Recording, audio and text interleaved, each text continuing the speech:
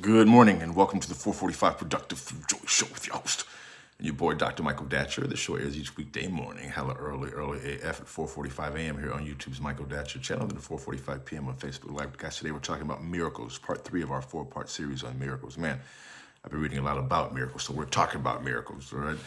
That's such an interesting topic, certainly for those who've experienced trauma or difficulty or are fighting uphill battles. Thanks. So I'm excited about today's show because I know that's probably a lot of people during COVID-19.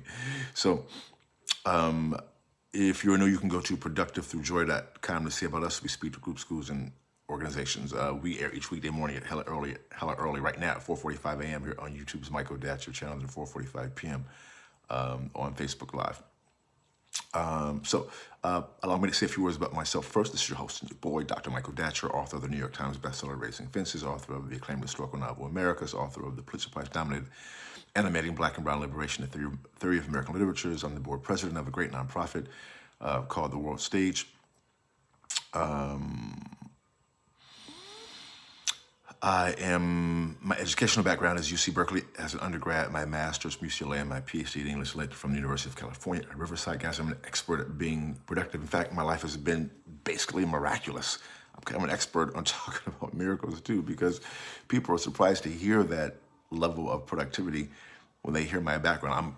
I'm a miracle. I'm the product of a young girl who was assaulted at age 16, gave birth to me at 17 as a result of that assault, and then subsequently gave me up for adoption to a single divorcee.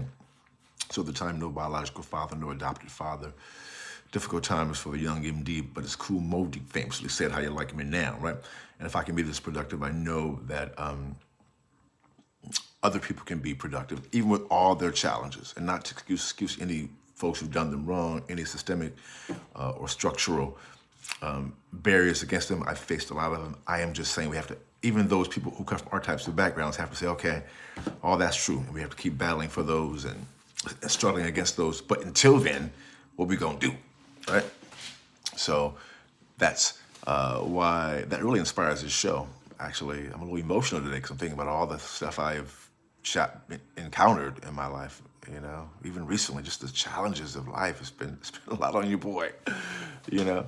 And I'm not looking for sympathy. I'm just saying that's how a lot of people's lives are. You know, my life is not unique in the sense that it's unique in terms of the compendium of struggles I faced from my earliest beginnings.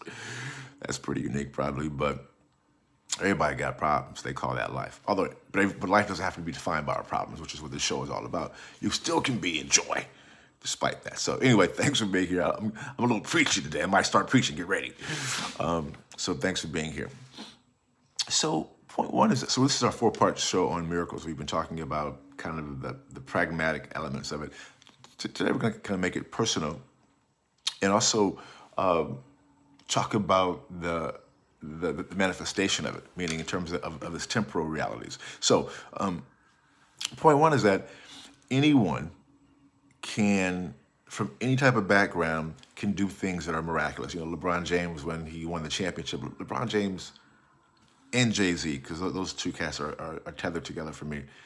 You know, I know someone who was trying to talk bad about Jay-Z or whatever, and I get we can offer a critique of his selling drugs, do that, no doubt. We can offer a critique of some of his early music, do that, no doubt, of the subject matter. But as we do that, that's fine. You know, he's a public figure, we can critique. But the person wasn't giving him any grace. And I was like, do you know what this cat has been through? How few people like him? I don't think Jay-Z even finished high school. Being around a drug environment, I mean, it's, you know, or LeBron James, same thing. His mother, you know, had substance abuse problems, parented at age 16. I mean, as LeBron said, I'm not even supposed to be here, right? Because of the societal barriers. And for LeBron James to do what he has done, all these LeBron James haters, I'm like, shut up. This cat, and how he's evolved himself, a meditator and just an activist, more than an athlete, as he says. When these other, like Michael Jordan, and God bless Michael Jordan, you know, we love his game, but all the time he made that money and supporting Republican causes, when standing up for black people. I almost said F Michael Jordan, but I don't want to say that because, you know, I want to be graceful too, but stop hating on LeBron James. I'm so proud of LeBron James, so happy he's black and on the black racial team. I want to trade Michael Jordan. I'll trade Michael Jordan off the team. a bunch of these other clowns we have on our black racial team. But I don't want to get too deep right now.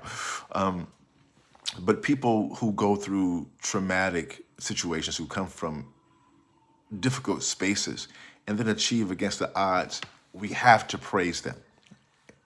It does not mean we have to not offer a critique if we want to, of what they've done. If we're also open to people offering a critique to our own lives, like these people who want to hate on LeBron James, I'd love to see their lives so I can critique their lives, or let LeBron James offer some insight on their lives. That'd be great. The point is that you can come from anywhere and live a life that would be defined as miraculous. I look at Jay-Z's life as miraculous. I look at LeBron James's life as miraculous because of what they've done to overcome. I look at my own life, frankly, as miraculous. That's point one. Anyone can do it. All right. Point two. Point two is about the temporal aspect, meaning if you are endeavoring to do this work, as if you heard show 3, we talked about the infrastructure, meditating, visualizing. So I won't repeat too much of that. If you talked about speaking life, as Damian Marley says, speaking it up, sing it, which is what LeBron and both Jay-Z have done and do. Now, at times therapy, internal infrastructure, but that's what Jay-Z talks about, right? Dealing with your mistakes and having to keep moving, all those things, that's work. And we talked about all those things on day 3, on show 3. And on the temporal aspect, it's knowing that even as if you set like time limits for some of your goals, or you imagine things happening, these miracles happening in a certain time frame, oftentimes the miracle that you're looking for manifests. I'm not sure why this is true, but at the very last second. And you see that tradition in the Talmud. You see that tradition in many different spiritual systems that have a narrative attached to them. I'm not sure if that's because the spirit, the universe wants to, I hate to use the word test, but have you enhance your belief and faith. So now to turn personal. So in my own life I'll just call it co-creating miracles. They've come through, man. I mean, at times, I'm a little emotional now, at the last second, at times on the last day, oh my God. When you were at your end, when you're like, is this gonna happen? For me, that's been the most common way it's happened. It's been at the end. It's when it looked as if all was lost.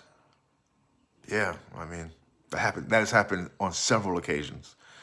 And then it came through. And then the next step was manifested, and then boom, the miracle emerged. Wow. That's been my life. Oh my God. So I'm not sure why it happens that way. That's pretty painful oftentimes because you really are being tested.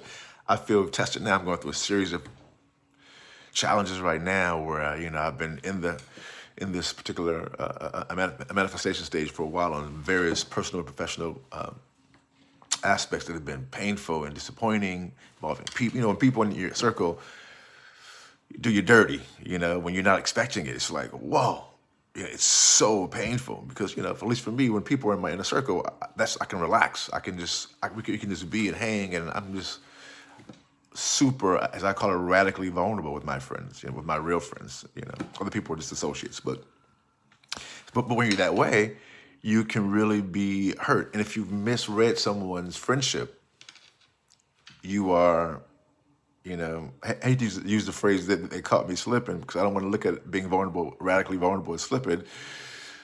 But, they took advantage of my vulnerability, and stabbed me in the back or in the front or whatever it was. Anyway, so the point is that when you have those experiences, there's a desire to kind of shut down and retreat from all these things, from miracle manifesting and from sharing and being vulnerable, which goes in the right into point 3. But as you push through and you manifest that miracle, as I've done many times, the result is that it makes you, in my experience, more human because you've been through so much. You've been stabbed in the back, stabbed in the side, stabbed in the front, and the miracle still manifested because what comes forward is that the miracle, which is love, is stronger than all of the small haters. Boom, goes the dynamite. That's all for today's show. We'll see you this afternoon at 4:45 p.m. Until then, let's talk about it and be about it. Deuces.